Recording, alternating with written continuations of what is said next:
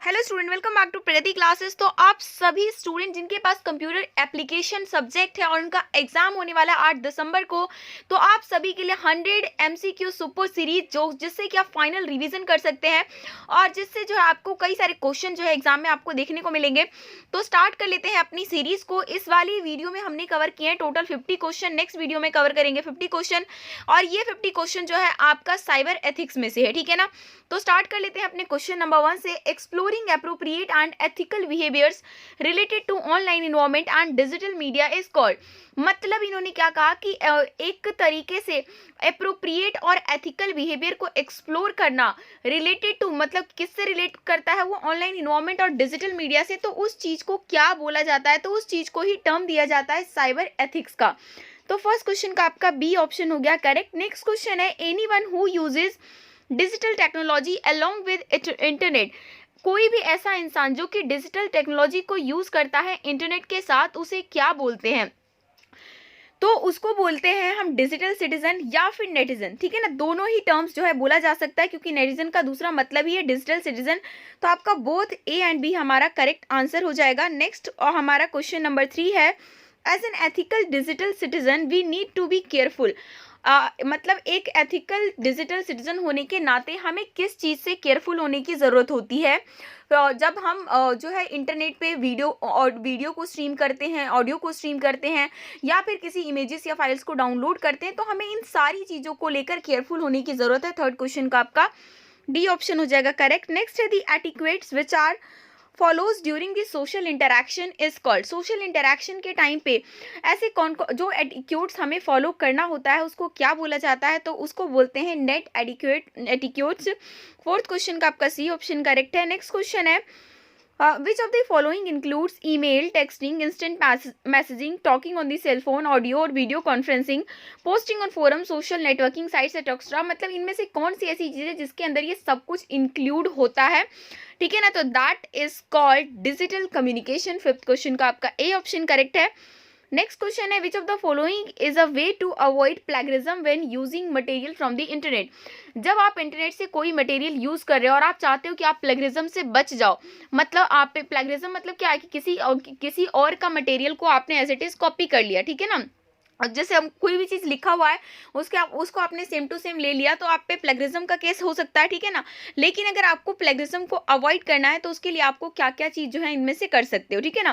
First क्या है sighting. Sighting का मतलब होता है कि अगर आप किसी का मटेरियल ले रहे हो तो साथ में जो है आप उसको बताओ कि आपने जो है इनका कंटेंट लिया हुआ है। पैराफ्रेसिंग का मतलब होता है कि आप उसी चीज़ को लिखो लेकिन उसकी जो लैंग्वेज है उसको चेंज कर दो, ठीक है ना। सिंपल लैंग्वेज में कर दो या फिर और डिफिकल्ट लैंग्वेज में कर दो। थर्ड क्या है रेफरेंसिंग, कि आप उसको जो रेफरेंस दे दो, ठीक है ना। तो ये 3 तरीके ऐसे हैं जिससे कि प्लेगरिज्म से बचा जा सकता है। तो first, second and third only. 6 question का सी ऑप्शन हो जाएगा करेक्ट। नेक्स्ट है using the material without the permission of the creator और ओनर। किसी क्रिएटर या फिर ओनर के परमिशन के बिना अगर किसी मटेरियल को आप यूज करते हो तो उसको क्या बोला जाता है? उसको बोला जाता है कॉपीराइट वायलेशन, ठीक है ना। क्योंकि बिना किसी परमिशन के उसका मटेरियल आपने यूज कर लिया तो उसको क्या टर्म दिया गया है?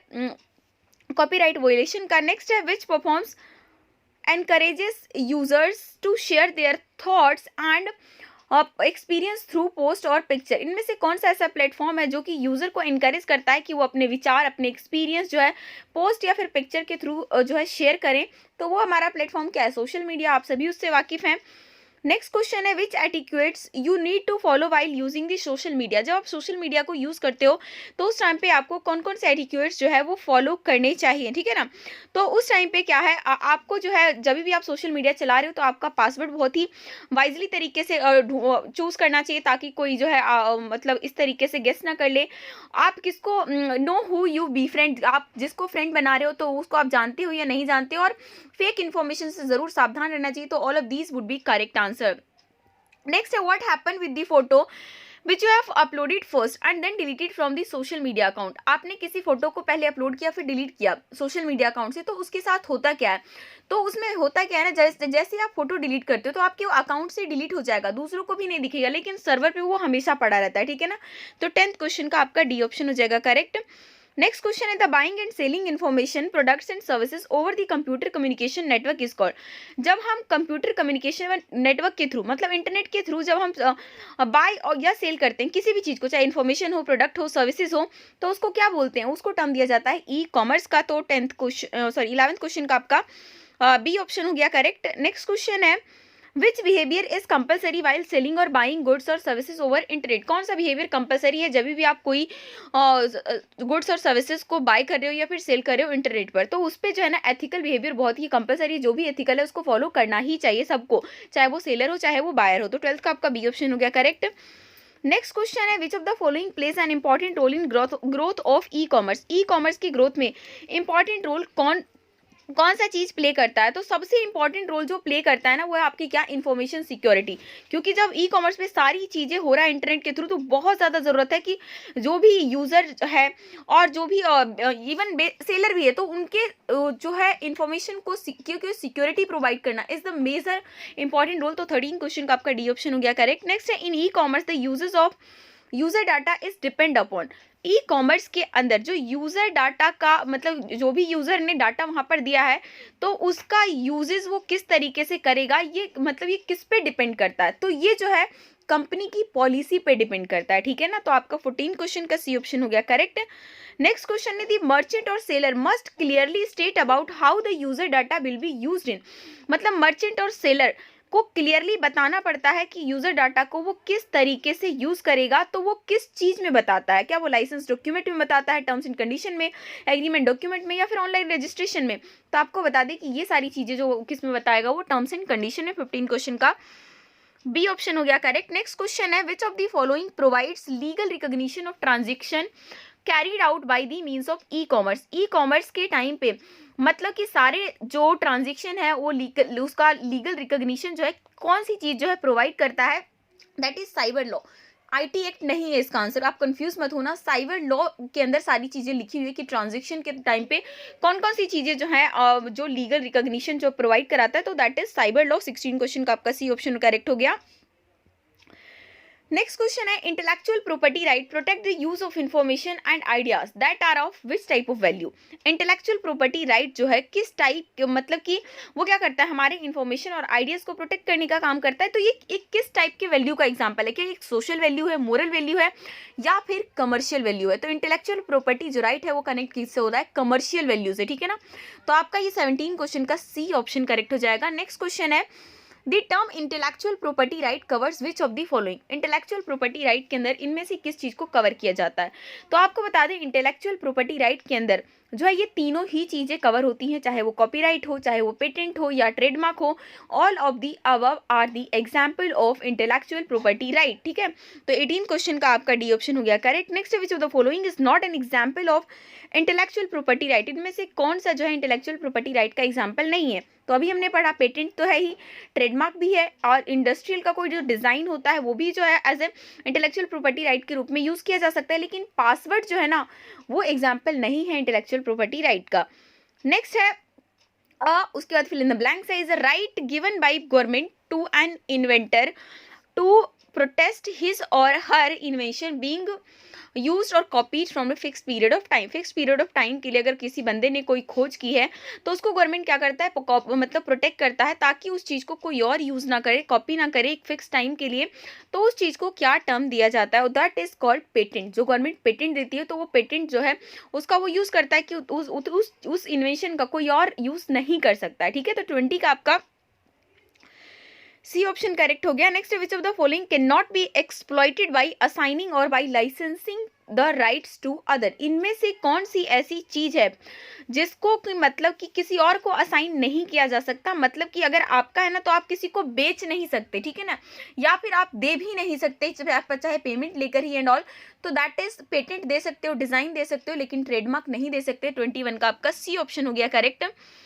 नेक्स्ट क्वेश्चन है हमारा software available on internet. Internet पे जितने भी सॉफ्टवेयर अवेलेबल होते हैं उसे क्या बोला जाता है? ठीक है ना, इंटरनेट पे जितने भी जो है सॉफ्टवेयर अवेलेबल है उसको बोला जाता है पब्लिक डोमेन, ठीक है ना, पब्लिक डोमेन उसे बोला जाता है। फ्रीवेयर शेयरवेयर जो है पब्लिक डोमेन के अंदर ही आते हैं। तो आपका आंसर जो है सी हो जाएगा करेक्ट। नेक्स्ट है which type of software allow for anyone to use, copy and distribute it with free of cost. इनमें से ऐसा कौन सा सॉफ्टवेयर है जिसको कि हम यूज भी कर सकते हैं, कॉपी भी कर सकते हैं और डिस्ट्रीब्यूट मतलब शेयरिंग वगैरह भी कर सकते हैं, मतलब फ्री ऑफ कॉस्ट, एकदम फ्री में। तो ऐसा जो सॉफ्टवेयर है वो क्या कहलाता है? तो ऐसा सॉफ्टवेयर क्या कहलाता है? फ्रीवेयर कहलाता है। जैसे आप व्हाट्सअप, फेसबुक एंड ऑल ये सारी जो चीज़ें यूज़ कर रहे हो, इंस्टाग्राम, तो ये सारे एग्जाम्पल किसके हैं? फ्रीवेयर के हैं। 23 का आपका बी ऑप्शन हो रहा है करेक्ट। नेक्स्ट है a software that can be freely accessed and modified. एक ऐसा सॉफ्टवेयर जो कि फ्रीली तो एक्सेस है ही, लेकिन साथ में उस सॉफ्टवेयर में आप मॉडिफाई भी कर सकते हो, कुछ मॉडिफिकेशन भी कर सकते हो। तो इस टाइप के सॉफ्टवेयर को क्या बोला जाता है? तो उसको बोला जाता है ओपन सोर्स सॉफ्टवेयर, जो कि फ्री में भी है और मॉडिफाई भी है, मतलब हम अपने हिसाब से उसे चेंज भी कर सकते हैं। नेक्स्ट क्वेश्चन है which one of the following software comes under open source software category. अब आपको बताना है इनमें से ऐसा कौन सा सॉफ्टवेयर है जिसको कि आप ओपन सोर्स सॉफ्टवेयर कैटेगरी के अंदर रख सकते हो। तो अभी आप खुद ही आप देखो ना, फोटोशॉप है, एमएस पेंट है, विंडोज है, इसको चलो फ्री में तो आपको मिल जाएगा एक पल को, लेकिन क्या आप इसको मॉडिफाई कर पाते हैं? क्या बिल्कुल नहीं कर पाते। तो आपका करेक्ट एग्जांपल क्या है? लिनक्स है, जिसमें मॉडिफिकेशन किया जा सकता है। तो 25 का आपका सी ऑप्शन करेक्ट है। नेक्स्ट क्वेश्चन है हमारा विच of the following is not an open source software. अब इन्होंने पूछा इनमें से कौन सा ओपन सोर्स सॉफ्टवेयर नहीं है, मतलब कि 3 तो इसमें ओपन सोर्स सॉफ्टवेयर है, सिर्फ एक अलग है जिसको हमें हटाना है। और साफ साफ हमें दिख रहा है कि माइक्रोसॉफ्ट ऑफिस, जिसमें कि आप मॉडिफिकेशन नहीं कर सकते। बाकी ये तीनों एग्जाम्पल है ओपन सोर्स सॉफ्टवेयर का। नेक्स्ट है which type of software is a software for which exclusive right of modification in the source code remain with the owner. इनमें से ऐसा कौन सा सॉफ्टवेयर होता है जिसका एक्सक्लूसिव राइट, मतलब कि जो भी उसका सॉफ्टवेयर है ना, उसको मॉडिफिकेशन वही कर सकता है जो उसका ओनर है। तो उस टाइप के सॉफ्टवेयर को बोला जाता है प्रोप्राइटरी सॉफ्टवेयर। 27 का आपका डी ऑप्शन हो जाएगा करेक्ट। नेक्स्ट है विच software is neither free nor open. ऐसा कौन सा सॉफ्टवेयर है ना तो फ्री में मिलता है और ना ही आप उसमें मॉडिफिकेशन कर सकते हो, तो वो भी आपका क्या है? Proprietary software. 28 का आपका डी ऑप्शन हो गया करेक्ट। नेक्स्ट है Rahul is excited to use the new software which is freely available to download but he can not modify or change the source code. Rahul बड़ा एक्साइटेड था कि मैं एक नया सॉफ्टवेयर यूज करूंगा जो कि फ्रीली अवेलेबल है, लेकिन जब उसने डाउनलोड किया तो उसने क्या देखा कि मैं तो उसमें कोई मॉडिफाई तो कर ही नहीं पा रहा। तो राहुल क्या चीज यूज कर रहा है? आपको सबसे पता ओपन सोर्स सॉफ्टवेयर में क्या होता है, हम मॉडिफाई कर सकते हैं लेकिन फ्री वेयर में मॉडिफाई नहीं कर सकते। तो 29 का आपका ए ऑप्शन करेक्ट हो जाएगा। अब नेक्स्ट क्वेश्चन है using someone else's twitter handle to post something will be termed as. किसी के ट्विटर अकाउंट को, मतलब उसका डाटा लेकर हमने क्या किया, उसका जो भी आईडी पासवर्ड करके कुछ जो है पोस्ट कर दिया, गलत कर दिया, ठीक है ना, अपने इंटेंशन के हिसाब से कर दिया, तो उसको क्या टर्म दिया जाता है? उसको क्या बोला जाता है? Identity theft. 30 का आपका बी ऑप्शन हो गया करेक्ट।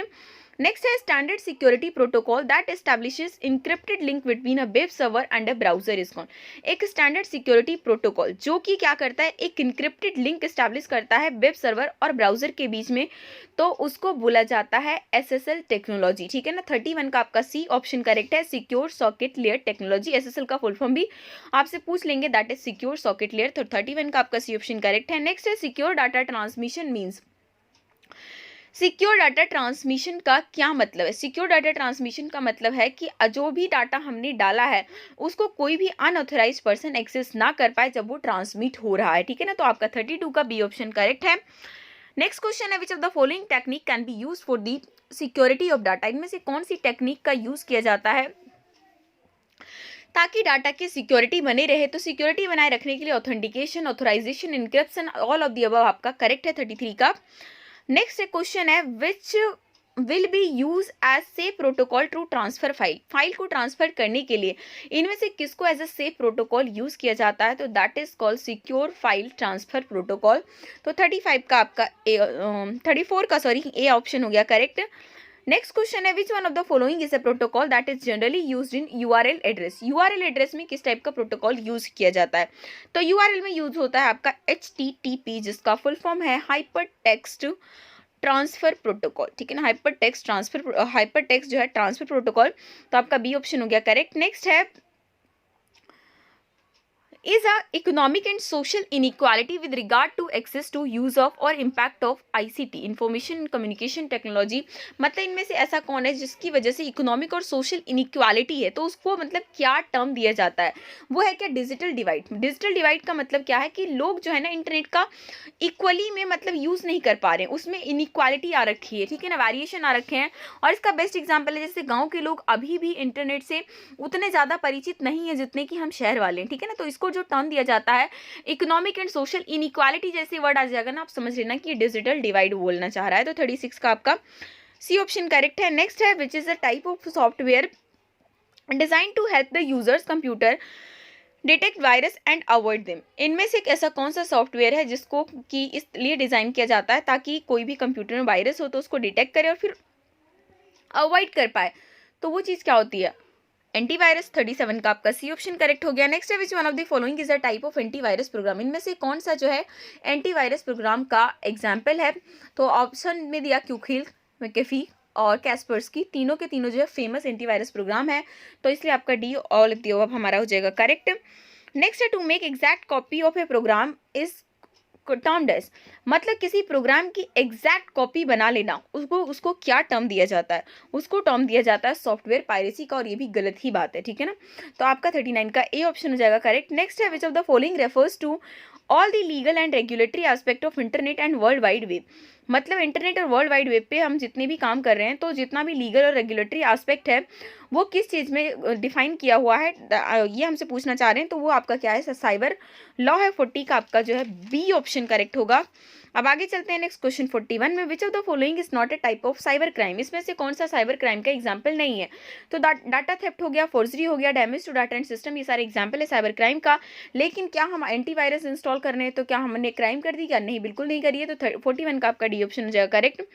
नेक्स्ट है when a person is harassed repeatedly by being followed, called और बी रिटन टू ही और सी इज अ टारगेट ऑफ। किसी पर्सन को ना बार बार फॉलो किया जा रहा है, मतलब स्पेशली यहाँ पर बात हो रही है ओवर द इंटरनेट, उसको कॉल करके परेशान करके कुछ लिख के, ठीक है ना, मैसेज पे, तो वो किस चीज़ का टारगेट है, उस मतलब उसको आप यहाँ पर कौन सा टर्म देंगे, तो that term is called stalking, ठीक है। 42 का आपका बी ऑप्शन करेक्ट है। Next which of this is not an example of cyber bullying. इनमें से कौन सा एग्जाम्पल जो है साइबर बुलिंग का नहीं है। साइबर बुलिंग का मतलब इंटरनेट पे जब किसी को परेशान करनी, मतलब कि आप ऑप्शन से भी आप देख लोगे, कॉपिंग a personal photo against his और हर परमिशन, बिना किसी परमिशन के किसी के पर्सनल फोटो को ले लेना सोशल मीडिया से और उसके बाद किसी और को मेल कर देना, तो ये एग्जाम्पल है साइबर बुलिंग का। किसी को व्हाट्सएप पे धमकी देना, ये भी एग्जाम्पल है साइबर बुलिंग का। इसके अलावा बहुत ही मीन मैसेज किसी के बारे में लिख देना सोशल मीडिया पे, वो भी एग्जाम्पल है साइबर बुलिंग का।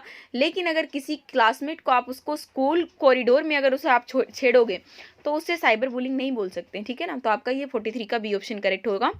नेक्स्ट है programmers that break into secure system for malicious purpose. ऐसे प्रोग्रामर जो कि सिक्योर सिस्टम को ब्रेक कर देते हैं मैलिशियस पर्पस के लिए, तो ऐसे लोगों को क्या बोला जाता है, ऐसे लोगों को क्या बोलते हैं, हैकर्स बोलते हैं। 44 का बी ऑप्शन हो जाएगा करेक्ट।